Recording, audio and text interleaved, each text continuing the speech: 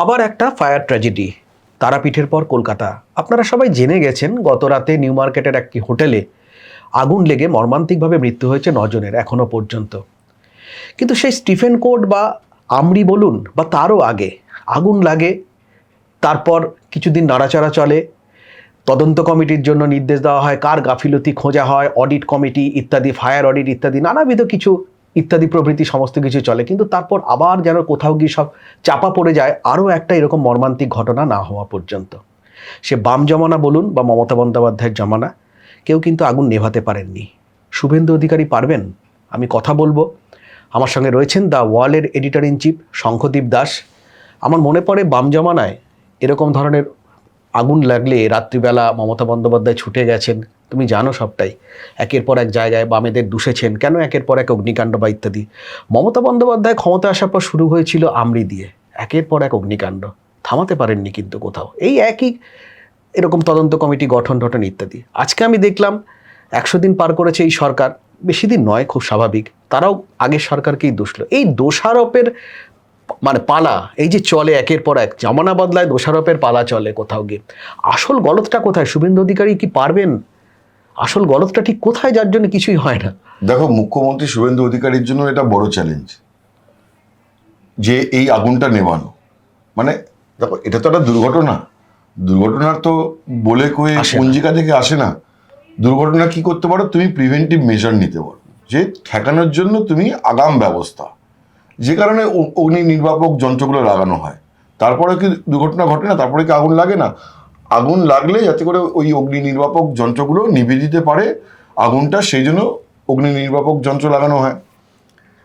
তো preventive measure government নিতে পারে, কিন্তু দুর্ঘটনা তো তারপরেও ঘটে। মুখ্যমন্ত্রী শুভেন্দু অধিকারীর জন্য এটা বড় চ্যালেঞ্জ। তার কারণ হচ্ছে যে এই যে আগুনের কারণ বা উৎস, এটার জন্য একটা বড় রকমের দায়ী হচ্ছে লোয়ার ব্যুরোক্রেসি। আচ্ছা, ব্যুরোক্রেসির নিচুর তলা বা আপার ব্যুরোক্রেসিরও কেউ একজন থাকতে পারে, সে তো অভিযোগ রয়েছেই। দেখো, ক্যানিং স্ট্রিটে আমার মনে আছে 2000 সাল হবে বা 2001 সাল হবে, ক্যানিং স্ট্রিটে একটি বহুতল গোডাউনে আগুন লেগেছিল, সম্ভবত গালার চুরি তৈরি গোডাউন। আমার মনে আছে রোববার রাত মমতা বন্দ্যোপাধ্যায় রাত্রিবেলা 11টার সময় পৌঁছে গেলেন এবং সারা রাত ওখানে বসে রইলেন। তখন তিনি বিরোধী নেত্রী। ভোরবেলা 3:30 বা 3টের সময় খবর এলো যে নিউ মার্কেটে লিন্ডসে স্ট্রিটে নিউ ইয়র্ক বলে একটা টেলরিং শপ ছিল, যেটা এখন রেডিমেড গার্মেন্টসের দোকান হয়ে গেছে, কিন্তু নিউ ইয়র্ক তখন টেলরিং শপ হিসেবে খুব নাম করা টেলরিং শপ ছিল, সেখানে আগুন লেগেছে। মমতা বন্দ্যোপাধ্যায় ওই ক্যানিং স্ট্রিট থেকে চলে এলেন লিন্ডসে স্ট্রিটে, তার সঙ্গে সঙ্গে পিছনে পিছনে সাংবাদিকরাও এলেন। আমিও সেরাতে ছিলাম ওই সময়টা সাংবাদিক হিসেবে। তো তারপরে কি হলো, যে অত বড় আগুন 3 দিন ধরে ক্যানিং স্ট্রিটে আগুন নিভছে না। যথারীতি মুখ্যমন্ত্রী বুদ্ধদেব ভট্টাচার্য তা তদন্ত নির্দেশ দিলেন, কমিটি হলো ইত্যাদি প্রভৃতি, অডিট পুরসভা নানা রকম হলো, যেমন হয়। আবার তুমি দেখো, মুখ্যমন্ত্রী বুদ্ধদেব ভট্টাচার্যের জমানায় ফার্পো মার্কেটে আগুন এবং বড় বাজারে আগুন। তাহলে 2000 সালে এবং ফার্পো মার্কেটে যখন আগুন লাগলো, তখন যে কারণগুলো খুঁজে পেরোলো, বা বড় বাজারে যখন আবার আগুন লাগলো ক্যানিং স্ট্রিটের অদূরে, তখন সেই একই কারণগুলো বেরিয়ে এলো। ঠিক, তাহলে প্রিভেন্টিভ মেজার কোথায় হলো না? মমতা বন্দ্যোপাধ্যায় আসার পরপরই হলো বুদ্ধবাবু উদযাপনে স্টিফেন কোড হলো 2010, স্টিফেন কোড হলো 40 জনের উপর মারা গেলেন, বড় আগুন। তারপরে তুমি মমতা বন্দ্যোপাধ্যায় যেমন একের পর এক, এমনকি 15 বছর শাসনকালের শেষ ল্যাপে এসে আবার একটি ওই বড় বাজারে আগুন লাগলো, তারপরে তিনি রুফটপ সব রেস্টুরেন্ট বন্ধ করে দিলেন। তারপরে কি হলো? তখনও তো অডিট করার কথা বলা হয়েছিল। দেখো, আমি একটা জিনিস বুঝি, সেটা হচ্ছে যে এই জন্য আমি মুখ্যমন্ত্রী বুদ্ধদেব ভট্টাচার্যকেও পুরোপুরি দায়ী করি না, মমতা বন্দ্যোপাধ্যায়কেও পুরোপুরি দায়ী করি না। তার কারণ হচ্ছে যে পলিটিক্যাল লিডারশিপ, মন্ত্রী, তারা ঘটনার পরে তদন্তের নির্দেশ দেবেন, এগুলো সব বাট ন্যাচারাল। অডিট করতে বলবেন, ফায়ার এক্সিট ঠিক আছে কিনা, ফায়ার এক্সটিংগুইশার ঠিক জায়গায় লাগানো আছে কিনা, ফায়ার লাইসেন্স ঠিক মতো আছে কিনা, এগুলোকে খতিয়ে দেখতে বলবেন, অডিট করতে বলবেন, তদন্ত করতে বলবেন। বাস্তবায়নটা কি করবেন? তার কারণ হচ্ছে যে চিফ মিনিস্টারের টেবিলে 1100খানা বিষয় থাকে। আজকে আগুনটা রয়েছে, আগুনে হতাহতের ঘটনা ঘটেছে, খুব একটা মর্মান্তিক ঘটনা। সেটা নিয়ে মুখ্যমন্ত্রী ব্যস্ত, মুখ্যমন্ত্রী 10টা মিটিং করছেন, বলে দিচ্ছেন, তারপরের দিন তিনি সেটাকে ফলো আপ করছেন, তারপরের দিন হয়তো ফলো আপ করছেন, তারপরে তার সামনে টেবিলে অন্য এজেন্ডা চলে আসছে, ঠিক, অন্য প্রায়োরিটি চলে আসছে। ধরো আজকে পশ্চিমবঙ্গের বিস্তীর্ণ এলাকায় যা বৃষ্টি হয়েছে, বন্যা পরিস্থিতি তৈরি হয়েছে।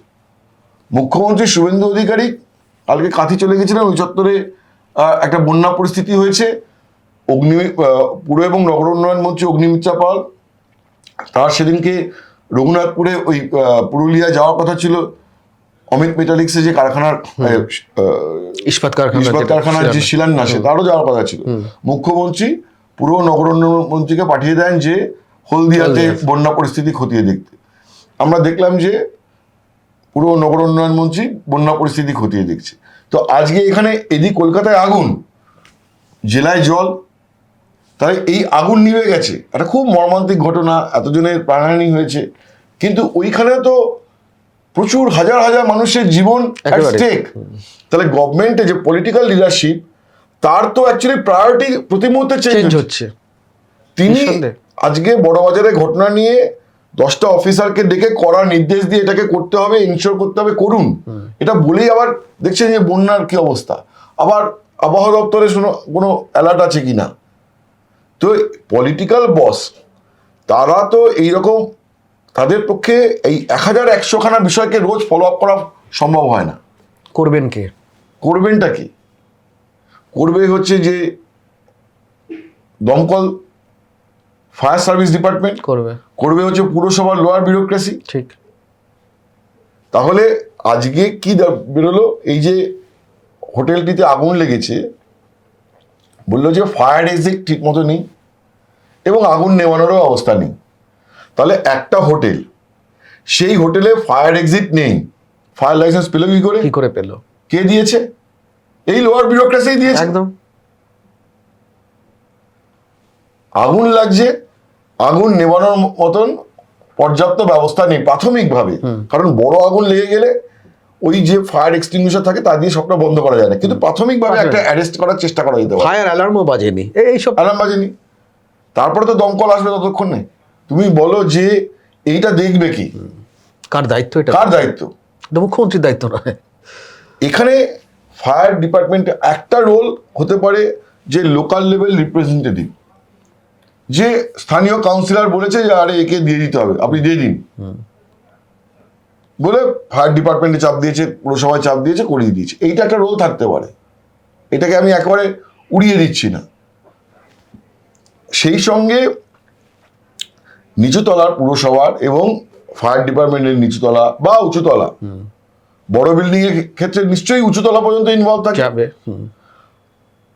এর দায় তারা নেবে না কেন? ঠিক। সিএসসির একটা রোল থাকে। এটা হচ্ছে পলিটিক্যাল বসেদের লিডারশিপের বিড়ম্বনা, তাদের কোনো প্রত্যক্ষ দায় নেই।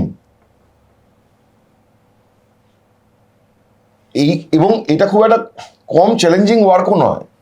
যে আমি সেই কারণেই বলছি যে মুখ্যমন্ত্রী শুভেন্দু অধিকারীর জন্য একটা বড় চ্যালেঞ্জ, কারণ এই যে ঘুঘুর বাসা হয়ে আছে, এই যে একটা ইকোসিস্টেম তৈরি হয়ে আছে, যে ইকোসিস্টেমে নিচুতলার অফিসাররা, যারা পরিদর্শক, ঠিক আছে, যারা সার্ভে করতে যান, আজকে যদি কোনো বিল্ডিংকে ফায়ার লাইসেন্স দিতে হয়, নিশ্চয়ই ওখানে একটা সার্ভে হয়, সার্ভে করে তো দেখে যে হ্যাঁ এটা পর্যাপ্ত আছে কি পর্যাপ্ত নেই, তারপরে একটা ওকে করবে, তারপরে তো তুমি পাবে। তাহলে যে সার্ভেয়ার, যিনি অনুমতি দিচ্ছেন, এটা তো একটা লং চেন, ঘুঘুর বাসা, ঠিকই বলেছো। এই লং চেনটাকে ভাঙাটা একটা মোস্ট ইম্পর্টেন্ট। হোটেল বন্ধ করাটা ইম্পর্টেন্ট, হোটেল বন্ধ করাটা। আজকে আগুন লাগলেই মমতা বন্দ্যোপাধ্যায় কি করলেন? বড়বাজারে আগুন লাগলো, সব কলকাতার রুপটপ রেস্টুরেন্ট বন্ধ করে দিলেন। হয়তো দেখা যাবে যে যতগুলো রুপটপ রেস্টুরেন্ট বন্ধ হয়েছে তার মধ্যে হয়তো 50% ঠিকঠাক ফায়ার লাইসেন্সের ব্যবস্থা আছে, তাদের সমস্ত ব্যবস্থা আছে, তারপরে বন্ধ করে দিচ্ছেন। অথচ ওখানে লক্ষ লক্ষ কোটি কোটি টাকা ইনভেস্টমেন্ট আছে। একদম কয়েকশো কর্মী ওখানে কাজ তাদের করে। তাদের জীবিকা নির্ভর করে, তাহলে ওইটা তো সেকেন্ডারি। প্রাইমারি হচ্ছে যে এইটা বন্ধ করা। কি হচ্ছে, রুফটপ রেস্টুরেন্ট বন্ধ করে দিলে রেস্টুরেন্টের আবার একটা সার্ভে হবে, সার্ভে করে আবার চালু সেখানে করে আবার- দেবো, সেখানে আবার সেখানে তো টাকা তোলার অভিযোগ রয়েছে। একদম তাহলে গভর্নমেন্টের নির্দেশে, সরকারের নির্দেশে বন্ধ হচ্ছে, আর অভিযোগ হচ্ছে টাকা দিয়ে খুলে দেওয়া নতুন হচ্ছে। করে খুলে দেওয়া হচ্ছে। তাহলে আলটিমেটলি তাতে কার লাভ হচ্ছে? ওই লোয়ার ব্যুরোক্রেসির একাংশের লাভ হচ্ছে। লাভ হচ্ছে। এই আজকেও দেখো তুমি, এটা এই সূত্র ধরে বলি, আজও ঠিক একই জিনিস হলো। পুরো কমিশনার স্মিতা পান্ডে বললেন, তারপর আগে হোটেলটাকে বন্ধ করা হলো, আচ্ছা নতুন কমিটি হলো, সব 16খানা বড় ধরে যে আলাদা, হোটেলটাকে হয়েছে সেই হ্যাঁ, হোটেলটা বন্ধ করতেই হবে, হ্যাঁ। That is justified. হ্যাঁ, তারপরে এই তোমার সিএসসি নিয়ে, আমাদের কেএমডিএ নিয়ে, ফায়ার নিয়ে, সবাইকে নিয়ে ওই যে কমিটি গঠন, তদন্ত কমিটি 1 মাসের মধ্যে রিপোর্ট দেবে, কিন্তু এটার একটা মনিটরিং সিস্টেমটা তো খুব থাকা দরকার। মনিটরিং সিস্টেমটা তো মানে আমি জানি না মানে এটা কিভাবে হবে, এটা this is very challenging job. এবং এই ব্যবস্থা, আমি তোমাকে কি বললাম যে 2000 সালে উদাহরণ দিলাম, তা 26 বছর আগের ঘটনা। 3 দিন ধরে টানা আগুন জ্বলেছিল, টানা 3 দিন। আজকে 2026, কি হয়েছে 26 বছরে? এই যে সাফাই, এই যে বড় বড় স্বচ্ছতা অভিযান, একটা বড় স্বচ্ছতা অভিযান এখানে না হলে এই জীবনে কোনোদিনও হবে না। ঠিক, একদমই। তুমি কি মনে করো যে ওই চত্বরে যত হোটেল আছে সবার প্রপার ফায়ার এক্সিট আছে? তাহলে তারা লাইসেন্স পেয়েছে কি করে? এবং ব্যাঙের ছাতার মতো গজিয়ে উঠেছে বিভিন্ন হোটেলও। তাহলে তারা লাইসেন্স পেয়েছে কি করে? লাইসেন্স তো পেই করছে কাজটা, তাহলে পেয়েছে। এবং পুরসভার দমকল এরা তো দিয়েছে। একদম এবার দুম করে কালকে থেকে তুমি এরকম যত হোটেল আছে বন্ধ করে দিলে, তাহলে হোটেলে যে যারা কাজ করে তাদের সব চাকরি চলে গেল। তারা কাজ হারালো। মানে তাদের তো অনেকেই হচ্ছে দিনগত বেতন, তারা যা বেতন পান তার থেকে অনেক বেশি টিপস পান। এবং হোটেল মালিকরাও জানেন বা রেস্তোরাঁ মালিকরাও জানেন যে এরা যদি 500 টাকা মাইনে পায় তাহলে 300 টাকা পায় টিপস, তাহলে ওই জন্য বেতনটা কম করে রাখেন, যে টিপসের উপরে যে অনেকটা ডিপেন্ড করে। তো ফলে একজনের তো জীবিকা ধাক্কা লাগলো, তার তো কোনো দোষ নেই। একদম। তাহলে সমাধান নয়। এইটা হচ্ছে সেকেন্ডারি। যদি সত্যিই সার্ভে করে আজকে হোটেল বন্ধ করতে হয়, তাহলে তো নিচের তলাটাও পরিষ্কার করতে হবে। এরকম যেন না হয় যে হোটেলও বন্ধ করে দিলাম আর যথাপূর্ব ব্যবস্থা রইল, আর মাঝখান থেকে আবার একাংশের পোয়া বড় হয়ে গেল। একদম। আর রাজনৈতিকভাবে দায় চাপানোর খেলা। এই আজকে দেখছিলাম অগ্নিমিত্রা পাল বলছেন একরকম, ববি হাকিম তাকে আমি বলছেন তো যে বারবার বলছি, ববি হাকিম, ফিরোজ হাকিম বলছেন, ফিরহাদ হাকিমকে এখানে জেনারেলি দায়ী করা যেতে পারে যে তাদের আমলে এসবগুলো হয়েছে। 6 মাস পরে তো এই দায়ী করার জায়গা থাকবে না, 1 বছর পরে এই দায়ী করার জায়গাটা থাকবে না। ঠিক, এটা ভালো পয়েন্ট। তখন আর এটা বলে তো আজকে 6 মাস, সবে 3 মাস হয়েছে যে আমাদের কোনো দায় নেই, যা করে গেছে তৃণমূল সরকার। তৃণমূল সরকার আমলে হয়েছে, কোনো ডিনাইং করার জায়গা নেই। এবং আমি এই যে বলছি যে একাংশ কাউন্সিলরের যে ওজোর আবদার, বহু কাউন্সিলরেরই হয়তো হোটেল আছে, তুমি দেখবে আছে। তৃণমূল জমানায় তো নাকি শোনা গেছে নাকি সব পুরীতে হোটেল বানিয়েছে, এখানে হোটেল বাইরে বানিয়ে বিভিন্ন হয়ে যায়। তো হোটেল হয়তো তুমি কাউন্সিলরেরও কিছু হোটেল আছে, তো তাদের প্রেশার ছিল সব, মানে তৃণমূলের সব দায়। কিন্তু এটা তো 3 মাস হলো, 6 মাস পরে, 1 বছর পরে তো আর তৃণমূলকে দায়ী করা যাবে না। তখন তো এই ব্যুরোক্রেসিকে কাজ তখন তো প্রশ্ন উঠবে যে 1 বছর তো আপনারা রয়েছেন, 3 মাস is a very small time. আমি আবারও বলছি, একেবারেই। তোমার যদি 3 তলা বাড়ি থাকে, তুমি যদি মনে করো আজকে আমার 3 তলা বাড়ি রং করতে হবে, তোমার ভাব দেওয়ার আর রঙের মিস্ত্রি জোগাড় করতেই 1.5 মাস চলে যাবে। ঠিক। তো তোমার যদি একটা বাড়ি রং করতে 1.5 মাস চলে যায়, তোমার অগোছালো জিনিসটাকে গুছিয়ে আনতে 3 মাস সময়, 6 মাস 7 মাস 1 বছর সময় লাগবেই। একেবারেই। এখানে আমরা হয়তো অসহিষ্ণু হয়ে যাই, কিন্তু ন্যূনতম এই সময়টুকু লাগবেই। কিছু তুমি যদি ভাবো তোমার 3 তলা বাড়ি ছেড়ে দাও, তোমার 2 কামরার ফ্ল্যাটকে রং করবে, তাতেও সময়, আমার ভাবনা 1 মাস লেগে যাবে তোমার। কারণ তোমার এক ঘর থেকে জিনিসপত্র আরেক ঘরে নিয়ে যেতে হবে, ওখান থেকে জিনিসপত্র ওখানে নিয়ে যেতে হবে, তুমি নিজে শিফট করে যাবে কিনা অন্য জায়গায়, ঠিক আছে, তারপরে ঘর রং হবে, লন্ডভন্ড অবস্থা হবে। একদম। তো ফলে আমার মনে হয় যে 3 মাস 4 মাসে কোনো গভর্নমেন্টকে বলা যাবে না। আগের গভর্নমেন্টকে এই ব্যাপারে দায়ী করা সব থেকে ইজি কাজ, সব থেকে এটা এর থেকে সহজ কাজ আর কিছু নেই হতে পারে না। এটাই হয়ে এসছে, হ্যাঁ? এটাই হয়ে এসছে গত কয়েক বছর আমরা দেখেছি, এটাই হয়েছে। মমতা বন্দ্যোপাধ্যায় কি বলেছেন, হ্যাঁ। সব বাম জমানা হয়ে গেছে। ঠিক। তো এই হটাবাউটারি করে তুমি 3 মাস 4 মাস 5 মাস 6 মাস কাটাতে পারো, তারপর কি হবে? দায় চাপিয়ে তো হবে না, কোথাও কাজ করে দেখাতে হবে বিষয়টা। কাজ করা মানে নিচু তলাকে দিয়ে কাজ করানো। এইখানে আমি যেটা বলতে পারি সেটা হচ্ছে একটা ওয়েলকাম স্টেটমেন্ট মুখ্যমন্ত্রী শুভেন্দু অধিকারীর দিক থেকে এসেছে, গোড়ার দিক নিয়ে এসেছে। সেটা হচ্ছে উনি বলেছেন যে প্রাতিষ্ঠানিক দুর্নীতি, ইনস্টিটিউশনাল করাপশন, সেটাকে খতিয়ে দেখার জন্য তিনি কমিটি করেছেন এবং একজন সিনিয়র পুলিশ অফিসারকে দায়িত্ব দিয়ে এই তদন্তে নামিয়ে দিয়েছে। এইটা যদি এই মেকানিজম কালকেই যেমন একটা হয়েছে, আমি দেখলাম হাওড়ার একজন কি এসআই বা এসআই ধরা পড়েছে 50,000 টাকা, এসআই একজন 50,000 টাকা ঘুষ নিতে গিয়ে হাতে ধরা পড়েছে। বা একজন ভিডিওকে দেখলাম আমরা কদিন আগে যে 1 লাখ টাকা ঘুষ নিতে গিয়ে হাতে ধরা পড়েছেন, জল দিয়ে হাত ধুচ্ছেন আর পটাশিয়াম পারম্যাঙ্গানেটের লাল রং বেরিয়ে আসছে। গতকালও তাই হয়েছে। এইটা যদি লাগাতার চলতে থাকে র্যাম্প্যান্ট, তাহলে লোয়ার বিউরোক্রেসির মধ্যে একটা ভয় ঢুকে যাবে, ঘুষ নেওয়াতে সাবধান। হ্যাঁ, ধরো আর সাসপেন্ড করো। হ্যাঁ, এটাই অনেক সময় মনে হয় যে টাকার অঙ্ক তো খুব কম বা কিছু, কিন্তু টাকার অঙ্ক বড় বা নয়, এই দৃষ্টান্তমূলক শাস্তি এটা যদি পরপর করতে থাকে, ধরো আর সাসপেন্ড করো, তাহলেই একটা 5 টাকাও ঘুষ যাও, 50,000 টাকা ঘুষও তাই, 5 লাখ টাকা ঘুষও তাই। এইটা না করলে বন্ধ হবে না। তো সুতরাং মুখ্যমন্ত্রী শুভেন্দু অধিকারী যে প্রাতিষ্ঠানিক দুর্নীতি বন্ধে যে পদক্ষেপ করছে, সেইটা যদি আরো এই যে গান ছিল না, গভীরে যাও, আরো গভীরে যাও, তাই না? তো আমার এখানে একটাই কিছু বলার, যে গভীরে যাও, আরো গভীরে যাও। হটাবাউটারি করে এর কোনো সমাধান হবে না, উপরেও কিছু করা যাবে না এটা বলে। হটাবাউটারি করে ওরা করে গেছে বা কিছু, মানে আজই তো সরকারকে প্রশ্নের মুখে পড়তে হচ্ছে, শুনছিলাম যে 100 দিন তো হয়ে গেল, ফলে আরো কিছুদিন গেলে এখন শুভেন্দু অধিকারীর এই বিষয়টা যেমন সত্যিই আমাদের কোথাও একটা আশা দেখায় যে একেবারে নিচুতলা পর্যন্ত এই দুর্নীতি বন্ধ করতে পারেন। আমরা তো দুটো ইনসিডেন্টই দেখলাম, ঠিক, আমরা দুটো ইনসিডেন্টই দেখেছি লাস্ট 7-8 ডেজে, যেটা একটা ওয়েলকাম একটা স্টেপ এবং বেবি স্টেপ একদম।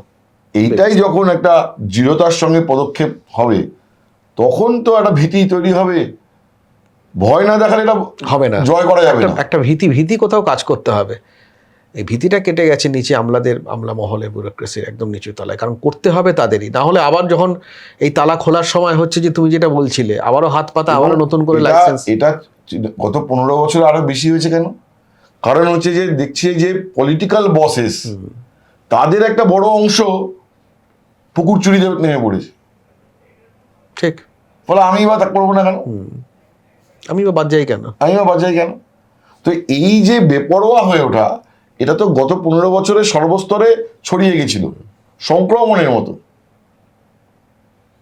সেইটাকে কার্ভ করা, সেটাকে একটা জিরোতে নিয়ে আসা একটা হিউমঙ্গাস টাস্ক।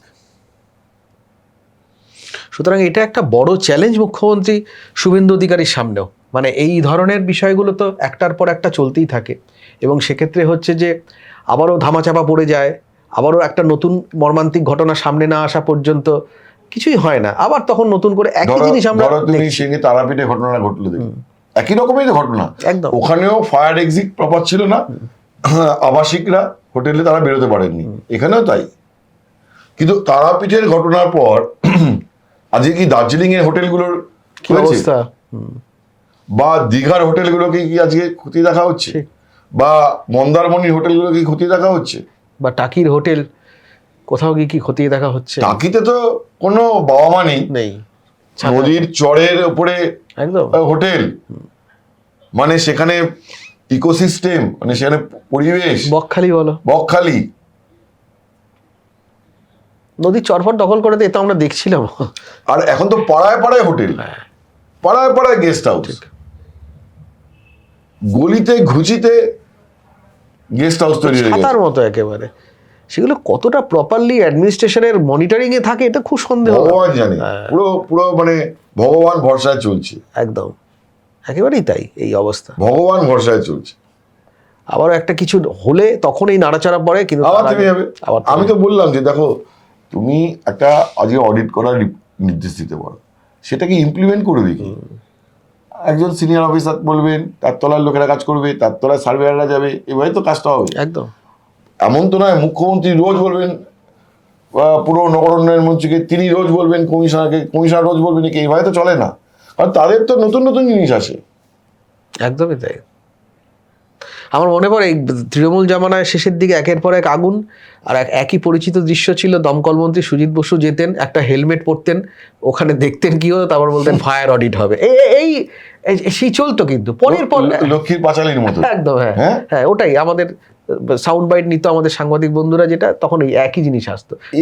এবং সবচেয়ে বড় কথা, দমকল মন্ত্রী ওখানে কি যাবেন কেন? হ্যাঁ, এই থিয়েট্রিক্সটার কোনো মানে হয় না। আমার মনে আছে পোস্তার ফ্লাইওভার ভেঙে গেল, মুখ্যমন্ত্রী মমতা বন্দ্যোপাধ্যায় ফ্লাইওভারের পাশে গিয়ে বসে বললেন, তাকে দেখভাল করার জন্য পুলিশের একাংশ এবং অ্যাডমিনিস্ট্রেশন একাংশ ব্যস্ত হয়ে পড়লেন। উদ্ধার কাজ। ওখানে চিফ মিনিস্টার দাঁড়িয়ে বসে আছেন চেয়ার নিয়ে, চিফ সেক্রেটারি চিফ সেক্রেটারি রয়েছেন ওখানে, ডিজি রয়েছেন, ডিজি ফায়ার রয়েছেন, ডিজি ফায়ার কলকাতা পুলিশের কমিশনার, তার সঙ্গে ডিসি একাধিক, এবং সবাই মিলে গোল চেয়ার করে বসে আছে। তো এবং তারা যদি মানুষ ঘিরে আছে, তাহলে একটা উদ্ধার কাজ যখন চলছে তখন ব্যাহত হয়। এবং উনি যখন যান তখন এটা করে দিয়েছেন দমকল মন্ত্রী। দমকল মন্ত্রীর কাজ হচ্ছে যাতে করে দমকল দপ্তর ভালো করে কাজ করে, আগুন নেবানোর মতো এক্সপার্টিসও তার নেই। তো আজকে যদি এরকম হতো যে দমকল মন্ত্রী আগুন নেবানোর ব্যাপারে তার একটা গবেষণা রয়েছে, ঠিক, তিনি সিভিল ডিফেন্সের একটা পাঠ নিয়ে এসেছেন, তিনি জানেন তিনি এ ব্যাপারে আপৎকালীন অবস্থায় কি করতে হয় তিনি জানেন, এবং তিনি ওখানে পুরো নেতৃত্ব দিচ্ছেন কিভাবে আগুন নেভাতে হবে। এরকম তো নয় তিনি ওখানে গিয়ে বাইট দেওয়ার জন্য দাঁড়িয়ে আছে। ঠিক, আর একটা হেলমেট পরে ওই টর্চ দেওয়া যেটা ফায়ারের থাকে, কোনো কারণ নেই, শুধুমাত্র একটা গ্যালারি শো। একদমই তাই, এটাই তো হয়ে এসেছে। তো এইটা যদি না করে আজকে উনি যদি ডিপ ডাইভ দিতেন যে কি করে এই বিল্ডিং গুলো লাইসেন্স পাচ্ছে, সেগুলো দেখো, কারা দিয়েছে, কেন দিয়েছে, ওই ফাইলে কার সই ছিল, তাহলে তাকে শোকজ করো, এগুলো কি হয়েছে? হয়নি, হলে তো আর এই জিনিস হতো না। তারপরে এখানে একজনকে ধরতে গেলে কোথায় কে বেরিয়ে কিছু ঘুরতে গেলে সে কি বেরিয়ে পড়তো, অ্যানাকোন্ডা বেরিয়ে পড়তো। একেবারে দমকল মন্ত্রী, আগের দমকল মন্ত্রী নিজেই অভিযুক্ত হয়ে এই মুহূর্তে মানে এতে হেফাজতে রয়েছে। তাহলে কি বলবো, আমি বললাম ওই জন্যই যে আজকের যে ঘটনা, সেই ঘটনা চোখে আঙুল দিয়ে দেখিয়ে দেয় যে অ্যাকচুয়ালি এই যে গত 15 বছর 20 বছর বা 30 বছর ধরে এইখানে মানে নিরাপত্তা বা পাবলিক সেফটির জন্য যারা এইখানে হোটেলে এসে থাকছে তাদের নিরাপত্তার জন্য যা করা দরকার ছিল কিচ্ছু হয়নি। এবং 25 বছরে যেটা হয়নি সেটা 6 মাসে বা 1 বছরে করা ডিফিকাল্ট। কিন্তু যদি একটা পজিটিভ স্টার্ট হতে পারে, সেই পজিটিভ যদি শুরুটা দরকার, তাহলে সবার আগে ধাক্কা মারতে হবে লোয়ার ব্যুরোক্রেসি, সবার আগে ওইখানে মৌচাকটা ভাঙতে হবে, তবে যদি কিছু হয়। ওই যে ওই মৌতাত, ওটাতে একমাত্র ভাঙতে পারলে যদি তেমন কিছু একটা হতে পারে, সেই আশা তো আমাদের রাখতেই হবে। কারণ গোড়ায় গলদ বছরের পর বছর, সেটা ভাঙতে না পারলে হবে না। শুভেন্দু অধিকারী সরকার আসার পরে সেটা নিয়ে একটু আশার আলো দেখিয়েছিলেন। তারাতলার ঘটনাতেও কিন্তু তুমি তখন বলছিলে যে তারাতলার ঘটনাতেও খুব চটজলদি কিছু, আমরা জানি না অবশ্য সেটা কি আলটিমেট কি হয়েছে, কিন্তু অন্তত মুখ্যমন্ত্রী ওখানে গিয়ে বলেছিলেন আমি এখানে বসে থাকবো না, যেটা আমি মমতা বন্দ্যোপাধ্যায়ের ক্ষেত্রেও বলছিলেন যে আমি এখানে থাকলে উদ্ধার কার্যে কিছু অসুবিধা হবে। ওটা তো পুরো মিডিয়া শো, গ্যালারি শো। একেবারেই তাই। এবং তারপর হচ্ছে যে এই তারাতলার ঘটনায় আমরা দেখেছি, তারপর বড় বিল্ডিং কাজ বন্ধ, অডিট না হওয়া পর্যন্ত বন্ধ রাখা বা কিছু, সেরকমই যদি এই ফায়ারের ক্ষেত্রেও এই ট্র্যাজেডি বারবার করে আসে এবং এতজন মানুষের এই মর্মান্তিক মৃত্যু, এটা তো নেওয়া যায় না। সেটার জন্য এই গোড়ায় যদি একমাত্র হাত দিতে পারেন, ওই মৌচাকে যদি হাত দিতে পারেন, তাহলেই একমাত্র সমাধানের জায়গা হয়তো হতে পারে। কোথাও একটা ভয় ভীতি কাজ করুক, আমি ঘুষ নেব কি আমি কাজ করব না, আমাকে শাস্তি আমার প্রাপ্য, এবং সেটা কিছু ক্ষেত্রে করা শুরুও হয়েছে। এই যেমন কালকেও একজন সাব ইন্সপেক্টর ঘুষের কারণে ধরা পড়লেন বা কিছু। এই জিনিসটা যদি কন্টিনিউয়াসলি জারি রাখা যায়, তাহলে কিন্তু একটা সময় পরে গিয়ে হয়তো এই ধরনের অ্যাক্সিডেন্ট বলে আসে না এবং পুরোপুরি নির্মূল করা যাবে না, কিন্তু হয়তো কিছু পরিমাণ অন্তত কমানো যেতে পারে, বা একটা সেফটি মেজার নেওয়া যেতে পারে যে এরকম ধরনের কিছু হলে যাতে চটজলদি আপৎকালীন কিছু ব্যবস্থা নেওয়া যেতে পারে। দেখা যাক আগামী দিনে এই ঘটনার থেকে শিক্ষা নিয়ে এই সরকার কি করে। আপাতত আমাদের আলোচনা আজ এই পর্যন্তই। সঠিক খবর দেখার জন্য চোখ রাখুন দ্য ওয়ালে।